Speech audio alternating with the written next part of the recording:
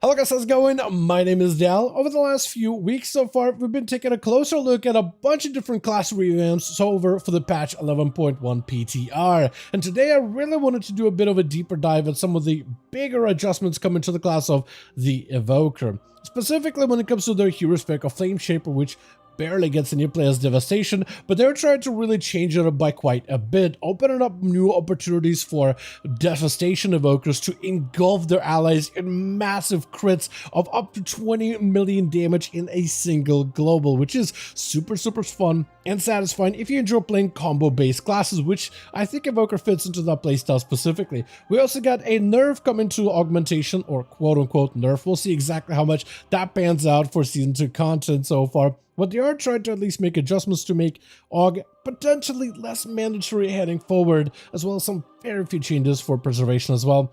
And today I want to take a deeper dive at some of the Evoker changes heading forward into Season 2, because specifically for me, the Spec of Devastation looks incredibly exciting. As always, if you guys want to see more regular class updates for the War Within patch 11.1, be sure to follow the channel and subscribe. But otherwise, let's dive right in.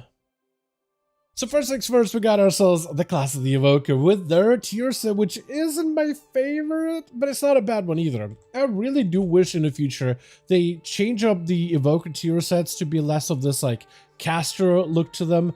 But I would really love this molten metal plated armor. That's my favorite set in general, that type of a look. And I feel like too many times they try to make him look like a chronomancer, a chrono warden of sorts, or like a caster of sorts. But I really want him to do full like metal armor, fully like molten, almost like really take up all these draconic elements and massive scales and claws and things like that, and really embody those. But while this isn't my favorite, it's not a bad set in general.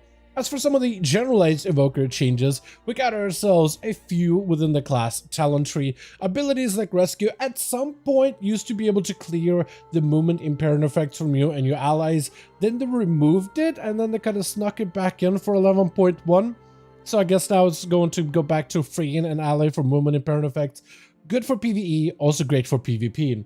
Then also the ability of Sleep. Now the Sleepwalk has a slightly longer cooldown or duration, or cast time rather. I've literally used every other word besides the one that was besides the right one, but it has now a 1.7 second cast time. This seems like mostly a PvP change more than anything, but I'm pretty sure they actually recently changed its ability for PvP to no longer have a cooldown either, so I think that's why they gave it a slightly longer cast time, so that it's a little bit easier to interrupt, but now Evokers can use it a lot more aggressively.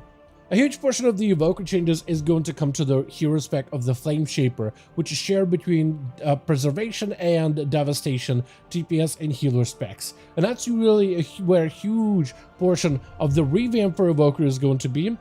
And then Flameshaper looks like it's starting to shape, you get it, because the Flameshaper is starting to shape Devastation a little bit in a very specific direction, with a very powerful build that's performing pretty well in pure single target, but it's probably also going to shape Preservation to some degree because of some of the adjustments. They're trying to make it a little bit less like weird. They're trying to make it a little bit more naturally fitting with the two playstyles, really focusing on the Fire Breath ability and Dream Breath ability, but also making it a little bit easier to use. Kind of like how Scale Commander is super easy and fits naturally to Devastation, or Chrono Warden fits with Preservation really well. They wanted to make Flameshaper a little bit more naturally fitting with the other two specs, and mostly focusing on giving them more casts of Fire Breath and Dream Breath instead of having those effects spread to allies, so just empowering the main breath ability. There's a number of new talents here like Fulminous Roar, which at some point it was a choice node, but now it's a separate node on its own, which now will increase the Fire Breath and Dream Breath damage or healing by allowing those effects to happen in 20% less time. So that damage over time component of your Fire Breath, in order to rot down the target, is now going to tick down a little bit quicker in order to get all of its effectiveness out faster. Same thing for Preservation if you go for more of a heal over time setup build. With the talent of Flame Siphon, Engulf now reduces the cooldown of Fire Breath or Dream Breath by 6 seconds, 5 seconds. The blue post, as well as the tooltip in games, does give me a slightly different number, however, but it no longer increases the duration of either one of the abilities. the engulf cooldown itself now is shaped by haste. So the more haste you have, the shorter the cooldown can be. And actually right now is Devastation if you go for like a full haste mastery build, which is something some players in logs are experimenting with. It seems like you basically have an engulf for every breath. So it seems like you might actually be able to use an engulf outside of breath if you want to just have a little bit extra puff of damage to follow up.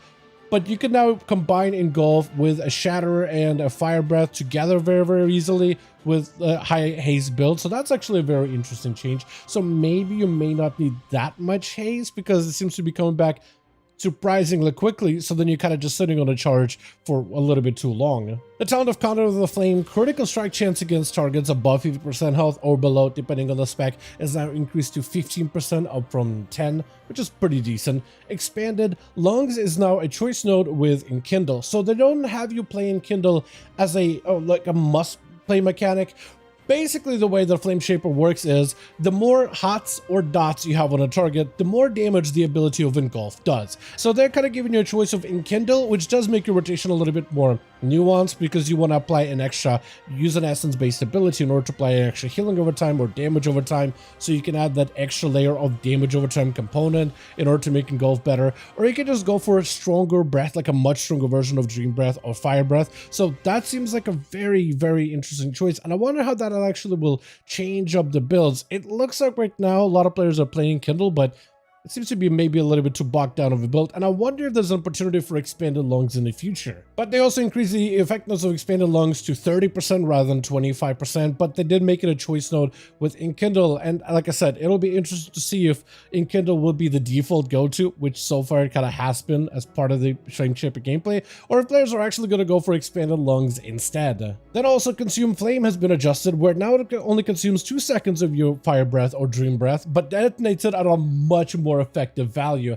at 750% of the amount consumed for Devastation, up from 375, and healing for Dream Breath now it detonates for 300% of the amount consumed instead of 150. So it basically doubles the effectiveness but consumes less Fire Breath, less Dream Breath, and for Devastation in particular, it actually opens up a build where they can turn this Flameshaper Engulf Fire Breath combo into a very explosive, very powerful burst combination. It is actually ludicrous how strong it can be. As for the spec of Devastation, which actually pairs really well with some of the Flameshaper changes, they got them a couple of new talents such as Azure Celerity, which changes out a talent of Hoarded Power, where with Azure Celerity, Disintegrate now ticks 1 additional time, but it deals 8% less damage, but it says 10% less in-game instead. This is mostly a damage adjustment, but also cooldown reduction adjustment for Devastation, because there's a natural cooldown reduction mechanic with the spec. With the talent of Causality, which is a very popular capstone, Disintegrate and Pyre help reduce the cooldowns of your empowerment abilities, your big Fire Breath as well as your big Eternity Surge, which is basically a majority of your damage. And the more ticks Disintegrate has, the faster it can reduce the cooldown of your Fire Breath.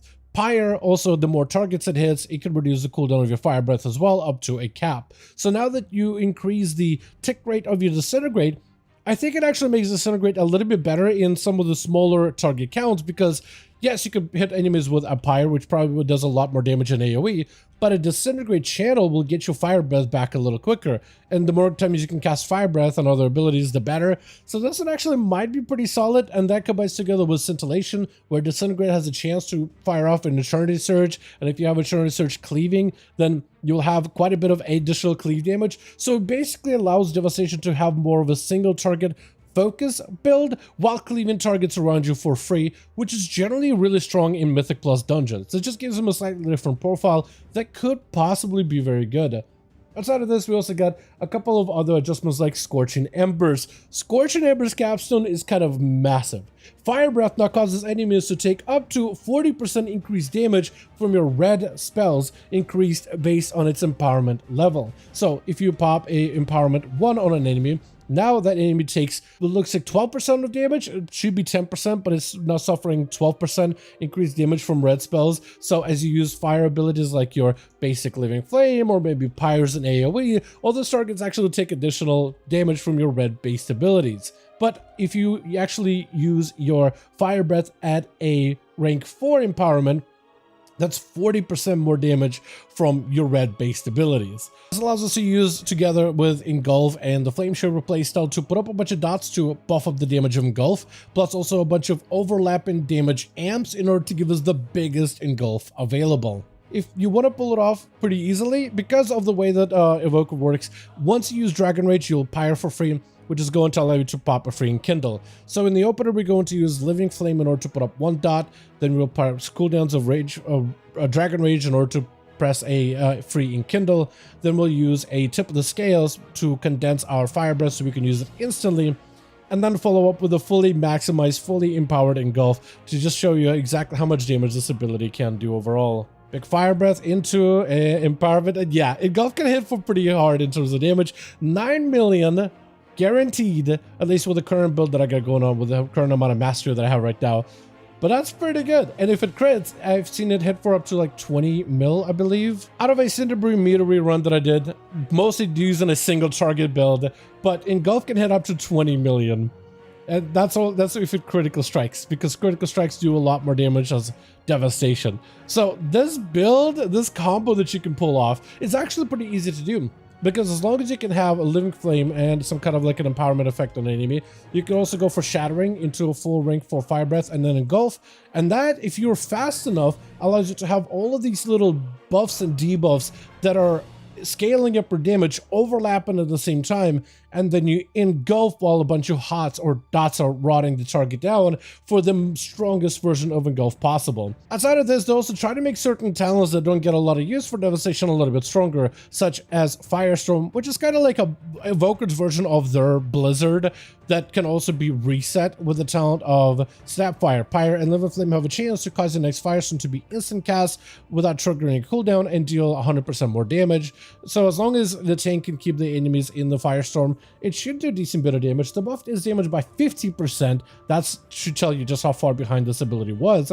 And also its duration reduced from 10 seconds to 6. So instead of doing its full damage over 10 seconds, now it does its full damage over 6. So as long as your tank can keep these targets in the same spot for 6 seconds, you're getting your full value out of this ability. It also does not have any target cap whatsoever, so it deals full damage to all enemies for 6 seconds. And with constant resets, you can actually make this ability do quite a decent bit of damage. You can even change it up a little bit, like if you want to have a bunch of Firestorms rolling in and Scorching Embers, yes, you can go for like a very bursty Engulf, but now you can adjust it to like rank 2 or rank 3 Engulf will give you a longer Fire Breath that can maybe synergize together with this Firestorm and Snapfire. That being said, though, I haven't seen a lot of logs running both of these talents at all. In fact, most logs, and there's not that many of them for Devastation, there's a lot of AUG Preservation, not as much as Dev right now, but a lot of them seem to be running like a full Flameshaper raid build with some very slight AoE adjustment to mostly have a single target damage output with some additional cleave. So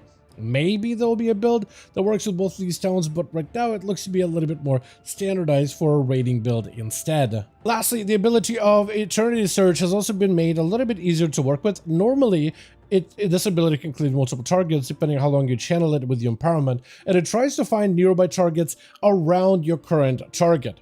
But instead, now it'll actually use all enemies around Evoker with a 25-yard range. So even if you just hit one target and you're targeting, let's say, the train dummy, it'll actually target everything else around you, behind you, to the left of you, to the right of you, which makes it so much more usable as long as you position yourself correctly, which I'm playing an Evoker, you kind of play a positional game all the time. But the changes that Devastation is seeing right now over on the PTR actually get me pretty excited about the spec, because it's definitely a very unique caster. But the way that you play as a scale commander, you're usually just beaming things down with a cleave, and it's pretty straightforward, going for big deep breath windows. But with the Flameshaper and some of the changes, it looks like they're adding quite a bit more depth to the spec as well, which I'm actually a huge fan of, like the little combo synergies, because that's what Preservation is all about, trying to land a bunch of different buffs and debuffs in order to create combo heals that are incredibly powerful and satisfying and rewarding to play into. and hopefully they'll be able to achieve that with Devastation and try to make this spec something that players will want to play and explore going forward. It's incredibly fun and pretty popular within PvP content to some degree, but I am hoping it's also achieved some popularity within dungeons and raids as well, because it's got a lot of cool little moving parts with the engulf, a Flameshaper playstyle, and all of these different dot mechanics and whatnot. So hopefully Devastation will find a way to shine going forward. That being said, I am personally a sucker for big bursty combo abilities, and I would love to be able to play this build even for a short time if this becomes a viable option in Season 2. Preservation is another spec that I'm a huge fan of, but right now it just doesn't have that many changes as of this moment within its talent tree. It did get a slight adjustment with the Dream Breath ability. Previously, Dream Breath ability would select 5 injured allies to heal, sometimes even ignoring the Preservation Evoker, but now Dream Breath will be guaranteed to always heal the Evoker every time you use it, so it'll heal the Evoker and 5 additional allies. This makes sense because usually using Dream Breath to fly over allies to heal them, usually sometimes flying into the fray, into the fire, into mechanics, so having this ability not heal Preservation can sometimes just RNG luck you out where you're just not getting heals and you can just rot down to AoE while you're locked in this Dream Flight animation. So this is a pretty good change that they've adjusted. They've also changed up how some of your healing over time components work with your mastery. Primarily, your healing over time effects like Dream Breath, healing over time, but also Reversion, healing over time, 2 main healing over time components of the Preservation Evoker. Your mastery is a unique one. Healing done to allies is increased by a set amount based on your mastery, while their health percentage is lower than your own. So if your health is super healthy, while an ally's health is low, you actually do more healing to that ally. Previously, those HOTS would snapshot, so if let's say you have higher health, an ally has lower health, and you hit them with a Dream Breath and Reversion, even as you take damage and your health becomes lower than theirs, the HOT would still keep healing because it's snapshotted with your health being high, their health being low, full mastery value. But now it's going to actually re-evaluate that healing over time based on your health and your ally's health. So it means that as an Evoker, you're going to have to get a little bit more aggressive at keeping yourself healthy in order to make sure your allies stay healthy. So it's going to be maybe a little annoying, but a bit of more micromanagement for Preservation, and if anything. But for the most part, the spec is walking into the patch of 11.1, unless it sees big changes, playing about the same as it was in previous season. The third mechanic is going to be all about insurance. Healing spells have a chance to apply insurance to the target, doing quite a decent bit of healing over time over 15 seconds. When an ally does drop below 40% health, that insurance will become an instant cast being consumed at the same time. Abilities like Verdant Embrace always grant insurance to you and all of your allies for 6 seconds, and its cooldown of Verdant Embrace is reduced by 4 seconds. This is actually really awesome because of the way the Preservation plays with echoes. Basically, they can apply echoes to multiple allies, where when they use a single target healing spell, it will echo, dealing the same effectiveness and putting up all the different buffs to allies through this echo mechanic. Echoes can also be spread pretty easily with Temporal Anomaly, which will put an absorption on allies, but can also put an echo on them at a slightly reduced effectiveness. But you could basically get a couple of these out in a raid situation, put a couple single target echoes out, and then when you hit the ability of Verdant Embrace, not only do you get your tier set in order to put a healing over time effect, but you can also get things like Lifebind, which is a passive that can be applied to every ally that you hit with Verdant Embrace. Since you're Echo and Verdant Embrace, everybody gets a Lifebind, where a portion of all healing that ally gets is also redistributed to the other ally with Lifebind as well. So it ends up giving you this huge window of massive burst healing on all of your allies, a very solid and a very popular synergy that Preservation uses pretty regularly, but now combined with this mechanic of insurance, which can work out pretty well, especially since insurance lasts for only 6 seconds if you use it at the right time as big AoE damage goes out. And not only does insurance do healing over time, but then also it gets consumed to do instant healing, which can also kind of duplicate to all of your allies because of this Verdant Embrace echo. It's really interesting and might actually be a very strong combo. I do want to see Preservation gets a lot of more play within raid testing and how the tuning comes out, but it definitely has a lot of potential and plays with some of the natural synergies of Preservation. And lastly, we have Augmentation, either people's favorite spec or least favorite, but it definitely gets a lot of hate from the community. One of the things I wanted to change with Augmentation in order to make him a little bit less mandatory for things like Mythic Plus dungeons is adjust him by quite a bit. Normally, Preservation plays around buffing up your allies, which includes tanks, healers, as well as DPS. One of those buff abilities is Ebon Might, which usually grants your allies primary stats, which is quite effective, especially in content like Mythic Plus. To some degree, it makes augmentation almost mandatory within M+ content. Then there's also other buffs that can provide to allies, like the healer can get Source of Magic to gain more mana, but also 2% more damage and healing. Tanks can also get Blistering Scales, which increases the armor basis of the Evokers armor, so it's a very big group support playstyle.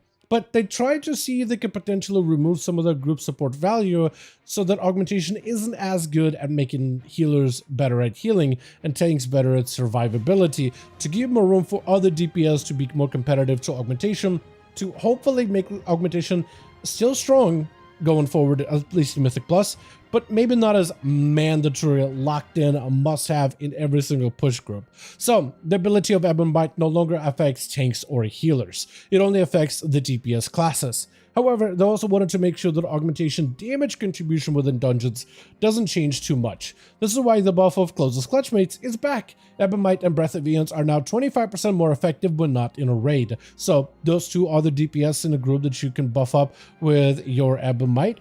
Those DPS are going to be a little bit more effective at receiving both of your buffs. This puts augmentation in an interesting spot because technically tanks and healers don't get as much advantage from playing with an augmentation, but they're still highly effective and have quite a bit of utility and are probably still going to be valued fairly highly. It's hard to really tell. A lot of players are hoping that this change makes them less mandatory though.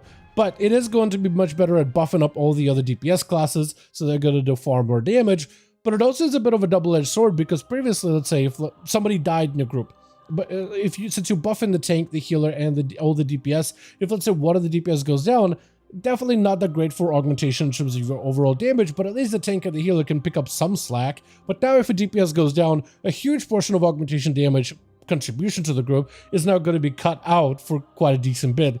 So it's going to be interesting to see how this change will pan out, but so far it looks like augmentation is still a fairly often ran, but doesn't feel as mandatory of a class, at least right now on the PTR. Even when players pushing some of the hierarchies, you see augmentation being a fairly popular pick still, because they bring the upheaval with the knockups, as well as they can do mechanics a little bit easier because the rotation is fairly simplistic.